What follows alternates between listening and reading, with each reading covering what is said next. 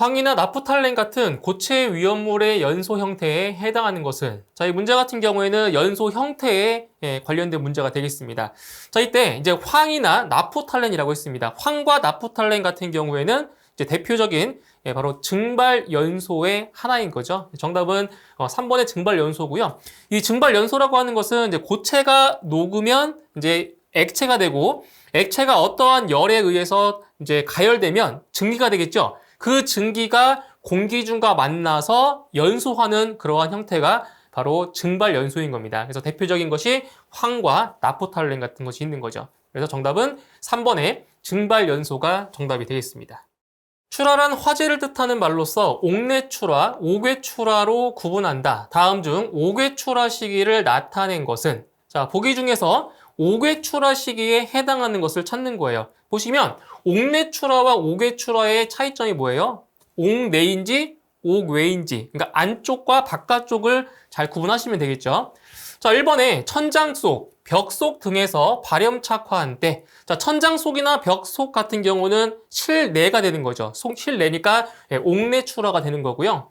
2번에 창, 출입구 등에 발염 착화한 때, 자, 창이나 출입구 같은 경우에는 실내와 실외의 경계 부분에 있죠. 그래서 실외와 접해 있기 때문에 바로 2번이 옥외출하로 구분할 수가 있는 거죠. 정답은 2번이고요. 그다음 3번에 가옥 구조에서는 천장판에 발염 착화한 때, 천장판 같은 경우에도 옥내 실내이기 때문에 옥내출하가 되는 거고요.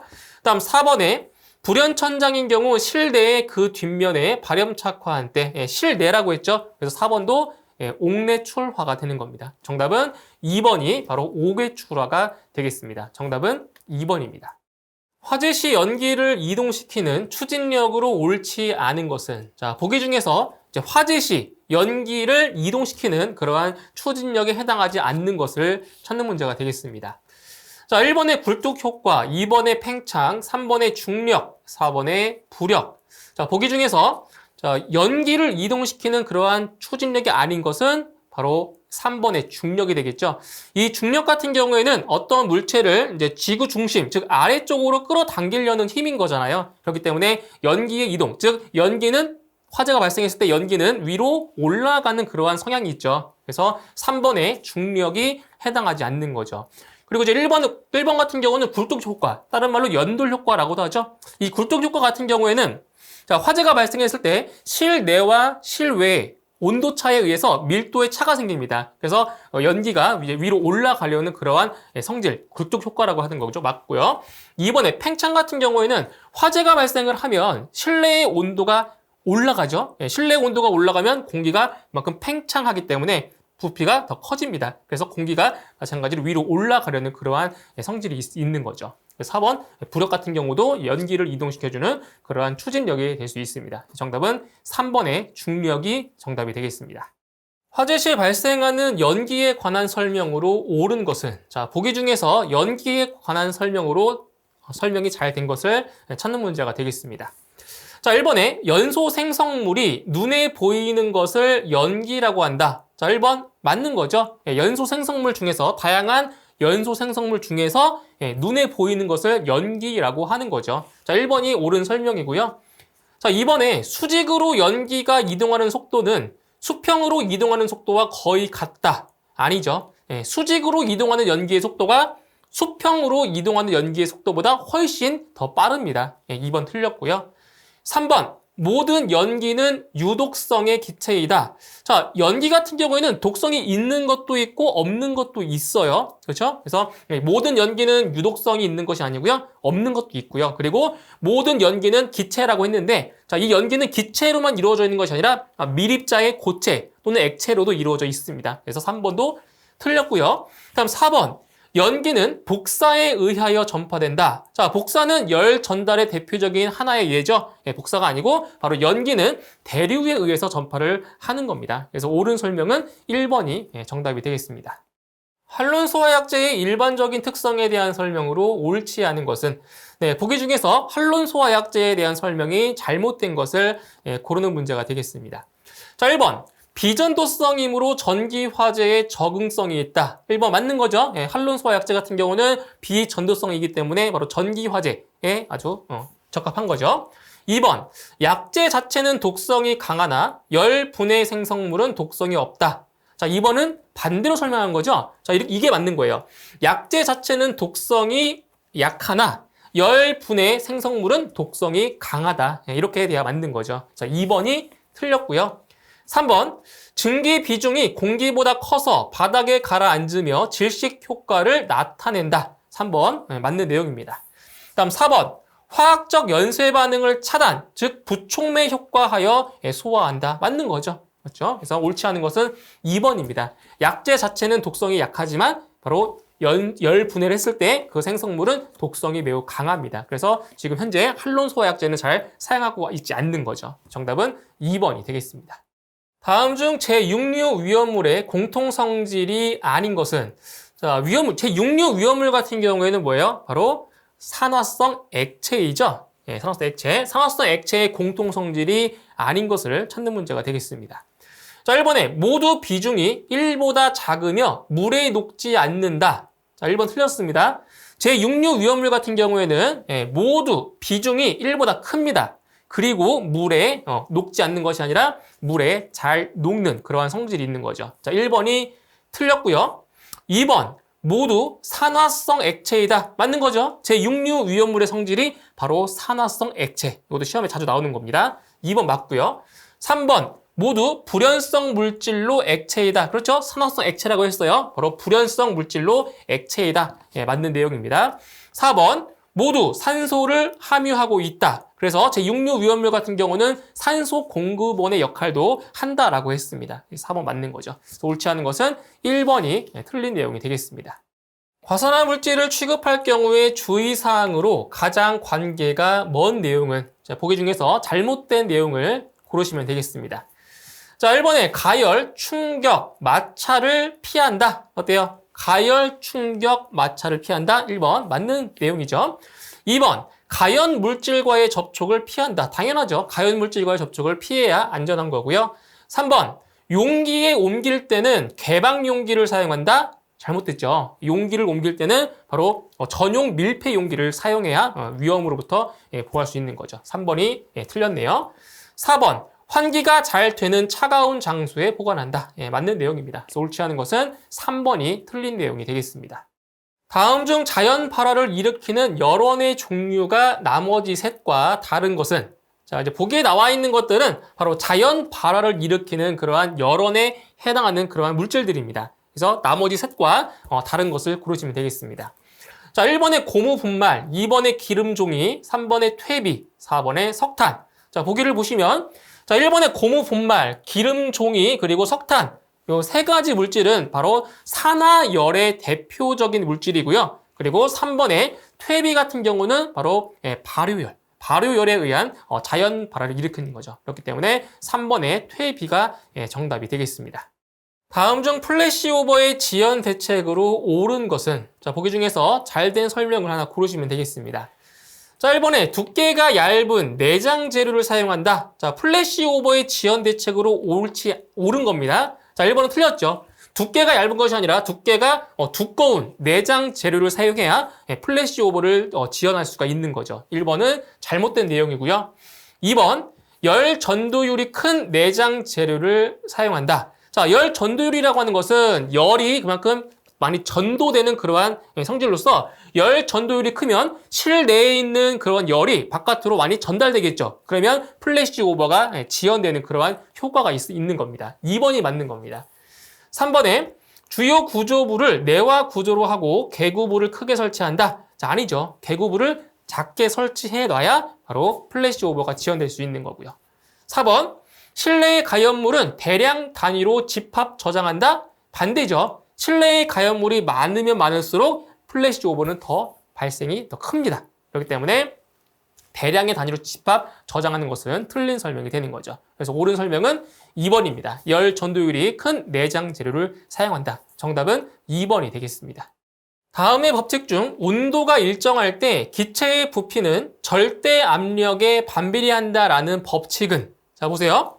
지금 문제에서 이제 무엇이라고 했냐면 온도가 일정할 때 기체의 부피는 절대 압력에 반비례한다. 자, 이런 거죠. 우리 이상기체 상태 방정식을 보시면 알 수 있는데, 보면, 자, T분의 PV는 이게 일정이라는 게 있어요. 이게 이상기체 상태 방정식에서 파생된 그러한 공식인데, 지금 온도가 일정하다라고 했죠. 온도가 일정하대요. 이 절대 온도가 일정할 때, 이 값이 일정하기 때문에 결국 P 곱하기 V도 일정하겠죠. 자, 이때도 P 곱하기 V도 일정한 값이 나옵니다. 그렇기 때문에 이 압력과 그리고 절대 압력과 부피는 서로 어떤 관계에 있다? 반비례 관계에 있다는 것을 알 수 있는 거죠. 그렇기 때문에 이것은 어떤 법칙이다? 바로 보일의 법칙을 설명한 거죠. 보일의 법칙. 그래서 온도가 일정할 때는 보일의 법칙이 되는 거고요. 그리고 이제 압력이 일정할 때는 샤를의 법칙이 되는 겁니다. 정답은 2번의 보일의 법칙이 정답이 되겠습니다. 다음 설명 중 가장 옳은 것은, 보기 중에서 옳게 설명된 것을 고르는 문제가 되겠습니다. 자, 1번에 가연물질의 연소에 필요한 산화제의 역할을 할 수 있는 것은 오존, 불소, 네온이 있다. 그래서 산화제의 역할을 할 수 있는 것이 오존, 불소, 네온이래요. 자, 여기서 네온. 이 네온 같은 경우는 산화제 역할을 할 수가 없는 거죠. 바로 비활성 기체이기 때문에 산화제의 역할을 할 수가 없습니다. 1번 틀렸고요. 다음 2번. 아르곤은 산화, 분해, 흡착 반응에 의해 자연 발화를 일으킬 수 있다. 자, 아르곤 같은 경우에는 바로 불활성 기체죠. 불활성 기체. 그렇기 때문에 자연 발화를 일으킬 수가 없습니다. 다음 3번. 활성화 에너지의 값이 적을수록 연소가 잘 이루어진다. 자, 여기서 활성화 에너지라고 하는 것은 이제 화학 반응이 일어나기 위한 최소한의 에너지가 바로 활성화 에너지인데 그 값이 적을수록 어떻게 되겠어요? 당연히 연소가 더 잘 일어나는 거죠. 그렇기 때문에 3번이 옳은 설명이 되는 겁니다. 다음 4번. 인화 온도가 낮은 것은 연소 온도가 높다. 틀렸죠? 자, 일반적으로 인화 온도가 낮으면 연소 온도도 낮습니다. 그렇기 때문에 4번도 틀린 설명이 되겠습니다. 옳은 설명은 3번이 되겠습니다. 연소의 3요소 중 점화원의 분류로서 기계적 점화원으로만 되어 있는 것은, 보기 중에서 이제 기계적 점화원으로만 나열된 것을 찾는 문제가 되겠습니다. 자, 1번에 충격, 마찰, 기화열. 자, 여기 보시면 충격과 마찰은 기계적 점화원 맞죠? 하지만 이 기화열 같은 경우에는 기계적 점화원이 아니고요. 바로 화학적 점화원에 해당이 됩니다. 자, 그래서 1번 틀렸고요. 2번에 고온 표면, 열 방사선. 자, 2번은 같은 경우는 여기는 기계적 점화원이 하나도 없습니다. 이것은 바로 열적 점화원에 해당이 되는 거고요. 3번에 단열 압축, 충격, 마찰. 바로 이 3번이 기계적 점화원으로만 이루어진 보기가 됩니다. 정답은 3번이고요.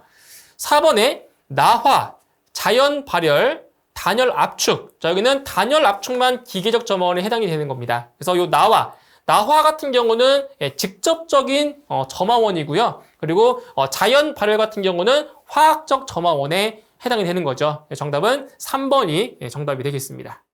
디토네이션에 대한 설명이다. 틀린 것은 보기에서 디토네이션, 즉 폭괭이죠. 폭괭. 폭괭에 대한 설명으로 틀린 것을 찾는 문제가 되겠습니다. 자, 1번에 발열 반응으로서 연소의 전파 속도가 그 물질 내에서의 음속보다 느린 것을 말한다. 자, 보세요. 지금 전파 속도가 물질 내에서의 음속보다 느리대요. 이것은 폭괭이 아니고 뭐에 대한 설명이에요? 이것은 폭연에 대한 설명인 거죠. 음속보다 느린 것. 그래서 1번이 틀린 내용이 되는 겁니다. 다음 2번에 물질 내에 충격파가 발생하여 반응을 일으키고 또한 그 반응을 유지하는 현상이다. 자, 2번 틀린 내용 없죠. 3번 충격파에 의해 유지되는 화학 반응 현상이다. 3번도 맞는 내용이고요. 4번 반응의 전파 속도가 그 물질 내의 음속보다 빠른 것. 그렇죠. 음속보다 빠른 것을 말한다. 이게 바로 디토네이션, 바로 폭괭에 대한 설명이 되는 겁니다. 옳지 않은 것은 1번이 정답이 되겠습니다. 순수한 액화석유가스의 일반적 성질에 대한 설명으로 잘못된 것은 바로 LPG죠. 액화석유가스, LPG에 대한 일반적인 성질이 아닌 것을 찾는 문제가 되겠습니다. 자, 1번에 휘발유 등 유기용매에 녹는다. 1번 맞습니다. 액화석유가스 같은 경우에는 바로 유기용매에 녹습니다. 맞고요. 2번 액화하면 물보다 가볍다. 2번도 맞죠? 액화시키면 물보다 가볍습니다. 3번 액화 석유가스 증기는 공기보다 무겁다. 그렇죠. 공기보다 그러니까 증기 비중 자체가 무겁습니다. 맞는 거고요. 4번 무색으로 독특한 냄새가 있다. 아니죠. 예, 색깔이 무색 무치입니다. 그래서 독특한 냄새가 있는 것이 아니라 예, 냄새 또한 없습니다. 색깔도 없고 그리고 냄새도 없는 거죠. 그래서 옳지 않은 것은 4번이 정답이 되겠습니다. 방화구조의 기준에 대한 설명으로 옳은 것은 네, 보기 중에서 방화구조의 기준에 해당하는 것을 찾는 문제가 되겠습니다. 자, 1번에 철망 모르타르로서 그 발음 두께가 2cm 이상인 것이다. 자, 1번이 맞는 거죠. 네, 바로 철망 모르타르로서 그 발음 두께가 2cm 이상이다. 네, 1번이 정답이 되겠습니다. 자, 그리고 2번 같은 경우에는 석고판 위에 회반죽을 바른 것으로서 그 두께의 합계가 2cm 이상인 것이다. 이거는 두께가 틀렸죠. 두께의 합계가 2cm 이상이 아니고요. 바로 2.5cm 이상이 되어야 맞습니다. 2번 틀렸고요. 그리고 3번과 4번 같은 경우는 방화구조의 기준에 아주 해당하지도 않습니다. 정답은 1번이 되겠습니다. 중성대 형성에 관한 설명으로 옳지 않은 것은 네, 보기 중에서 중성대에 관련된 내용이 아닌 것을 찾는 문제가 되겠습니다. 자, 1번부터 보실게요. 중성대는 실내 압력과 실외 압력이 같아지는 경계면에 형성된다. 자, 1번 맞는 거죠. 중성대 같은 경우에는 실내 압력과 실외 압력이 같아지는 그러한 경계면에서 생기는 게 바로 중성대가 되는 겁니다. 다음 2번 기류는 항상 중성대 아래에서 위로 향한다. 기류 아니죠. 그러니까 연기 같은 경우인데 자, 항상 중성대 아래에서 위로 향한다. 2번이 틀린 내용이 되는 거죠. 2번이 틀렸어요. 자, 보시면, 자, 요게 어떠한 실내라고 했을 때, 자, 여기가 중성대예요. 예를 들어서 여기가 중성대라고 할게요. 자, 중성대를 보면, 중성대 윗부분 같은 경우는, 자, 보세요. 실내 압력이 있고, 자, 실외 압력이 있겠죠. 자, 이 중성대 위쪽에서는 실내 압력이 실외 압력보다 큽니다. 그렇기 때문에 기류, 연기라고 했을 때, 연기는 바깥으로 나가는 거죠. 실내 압력이 더 크기 때문에. 근데 반대로 중성대 아래쪽에서는 실내 압력이 실외 압력보다 더 작습니다. 그렇기 때문에 바깥에 있는 기류가 안으로 들어오는 거죠. 이렇게. 그래서 보기 2번을 보시면 기류는 항상 중성대 아래에서 위로 향한다? 아래에서 위로 향한대요. 이거는 일반적인 설명으로 틀린 내용이 되는 거죠. 그래서 중성대 위쪽과 중성대 아래쪽의 그 기류의 흐름은 서로 다릅니다. 아시겠죠? 그래서 2번은 일반적인 설명으로 옳지 않은 겁니다. 다음 3번.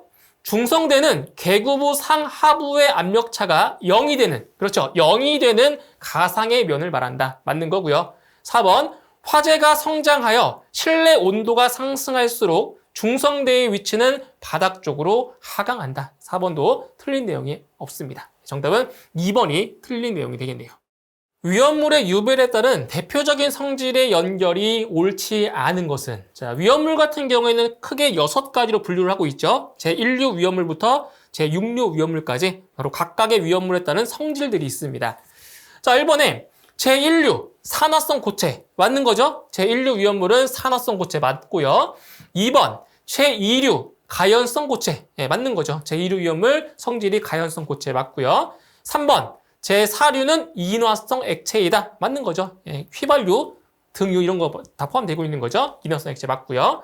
4번 제5류 산화성 액체 틀렸습니다.